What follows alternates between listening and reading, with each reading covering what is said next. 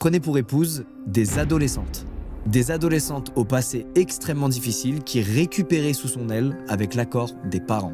David semblait les cibler volontairement pour les façonner et les contrôler selon ses envies. Jay contacte alors certaines de ses ex-femmes qui confirment tout le caractère extrêmement manipulateur de David. On lui raconte notamment comment il a fini par rencontrer Linda et Patty, et autant vous prévenir, c'est affreux. Alors qu'il divorce avec sa première femme, qui a mis au monde Cinnamon, David se met à sympathiser avec l'une de ses voisines, une certaine Ethel Bailey qui est connue pour avoir de gros problèmes d'argent. Et d'ailleurs, c'est peu dire tant la situation de cette femme est précaire. Elle vit uniquement des aides de l'État tout en élevant seule 11 enfants. David, lui qui à l'époque réussit tout professionnellement, lui propose un peu de soutien financier. Quelques cadeaux par-ci par-là pour elle et ses enfants. Et puis il lui avoue qu'il a un grave cancer et qu'il aurait bien besoin d'aide lui aussi à la maison. Alors il propose à cette femme seule et en difficulté d'embaucher 2 de ses filles en échange d'une rémunération. La mère se dit que ça leur ferait un peu d'argent de poche et surtout, elle prend en pitié cet homme qui a l'air profondément triste en plus d'être gravement malade, sans se douter une seule seconde qu'il est en réalité très dangereux.